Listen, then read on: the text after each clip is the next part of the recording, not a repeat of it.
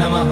नमस्तेऽस्तु भगवन् विश्वेश्वराय महादेवाय त्र्यम्बकाय त्रिपुरान्तकाय त्रिकाग्निकालाय कालाग्निरुद्राय नीलकण्ठाय मृत्युञ्जयाय सर्वेश्वराय सदाशिवाय श्रीमान् महादेवाय नमः। ॐ नमः शम्भवाय च मयोभवाय च नमः शङ्कराय च मयस्कराय च नमः शिवाय च शिवतराय च।